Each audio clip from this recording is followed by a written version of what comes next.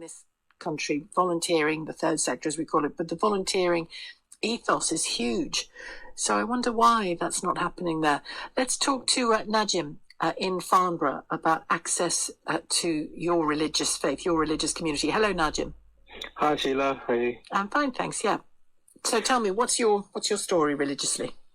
So I'm a member of the Ahmadiyya Muslim community, who I think you know very well. You've met His Holiness before. I did. I mean, I think the biggest period for adjustment initially was all of a sudden the mosques were closed, and any Muslim community out there, it's going to the mosque is almost like a social thing. You go there 5 times a day, as often as you can, to pray. And for that to have kind of stopped immediately, that was a real period of readjustment. Yeah. However, it was, I think, it was a really strange phenomenon that now we were praying in our homes a lot more. I was working from home. Everyone else now was working from home. And we were praying more as a family unit together 5 times a day. So there was more time and space to talk about religious things, more, to teach each other. I had more time with my kids. We would have to perform the Friday sermon at home. I would have to leave the Friday sermon, which is very strange, because all my life I've been going to the mosque and attending the prayers there. But I think within our community, Sheila, what was amazing, I think, is that as you know, you've met His Holiness, and he's very central to all the 220 countries of where we're represented. Yeah. And it felt like we were cut off from him for a while, and that was the fear initially. But we were very, very fortunate that we've got a global satellite TV station, and on a weekly basis, His Holiness, at least his Friday sermon would be televised live, and it would just be His Holiness and the cameraman. Very strange. It'd be like he was talking to an empty mosque, but he was talking to millions of us around the world still at the same time. Yeah. Which other faith leaders did as well, didn't they? Because they knew that people had been cut off from something that was really important to them.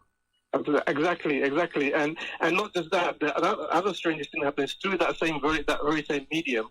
Whereas delegations would come to see him, and he would go out to places. Now on a weekly basis, and this is something that's still managed to continue. He would meet delegations from across the world virtually, to where where he wouldn't be able to physically travel. So 1 week is in I don't know, Ghana. The next week is in Canada. The next week is in Indonesia, and there's delegations of men, women, and children that are talking to him and speaking to him every time, and that has been really golden for us. Yeah, it's something that we really held on to at that time. When you talk about, you in a sense had to do it yourself and lead the prayers in your home and pray together more and things like that.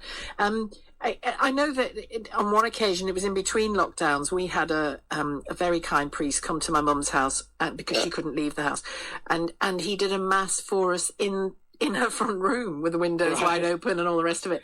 And there were only about 5 of us there, all family, and him. Yeah. And it was just the most lovely, lovely thing. Such a precious memory now, but also, more importantly, it really sustained my mum, because she would go to mass every week, and she would have communion every week, and she would definitely want that to continue, and so for it to be able to come to her in that way meant a lot. And the fact that she could go to mass online, so to speak, on the iPad was really important. But do you think it in a way, those private moments at home, do you think it reinvigorated your family's faith? No, I think it did. I know at least what I have 4 children. I know one of my sons really matured over that time in this aspect kind of thing. We were sitting there, we were praying together, we were discussing it a lot more, I suppose. Some things that we in the normal rat race of life, maybe you don't get to sit and spend that kind of time with each other and discuss these kind of things. Maybe a quick one at the dinner table, but yeah, definitely. That was one of the things about lockdown, even outside of the faith question. That was one of the things about lockdown is you were so grateful for the people you could be with, weren't you? Yes, no, absolutely, yeah.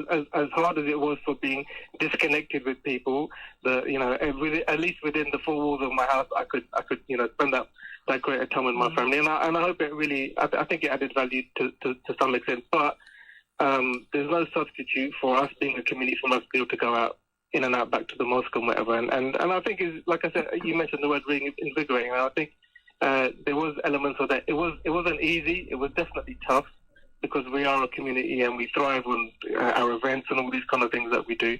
But it was just a time of reflection. It just took really long, I suppose. I don't know.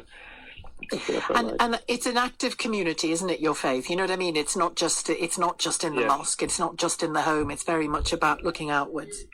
Yeah, no, definitely. I mean, our events, our external and internal events, they had to stop. But again, a lot of them, like everybody else, went virtual, and we probably met new friends that we may not have done, if we were to hold many physical events because people couldn't be together.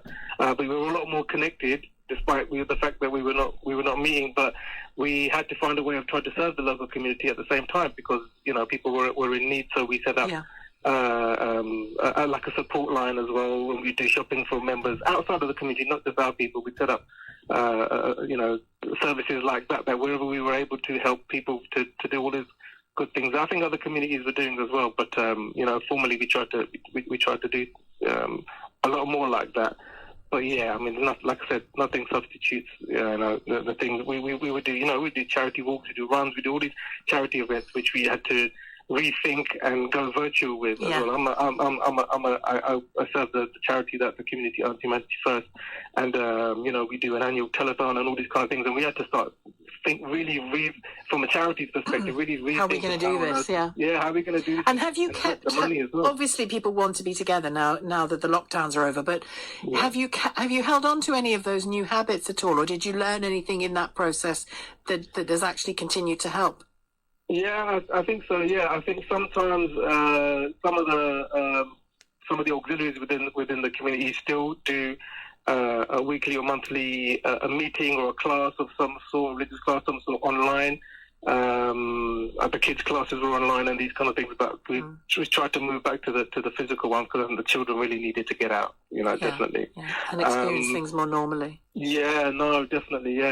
I mean, it was a tough time for some of us. So, well, listen, thank you I think it was a tough time in different ways for everybody, wasn't it? Thanks very much indeed for your call, Najim, from the Ahmadiyya Muslim community.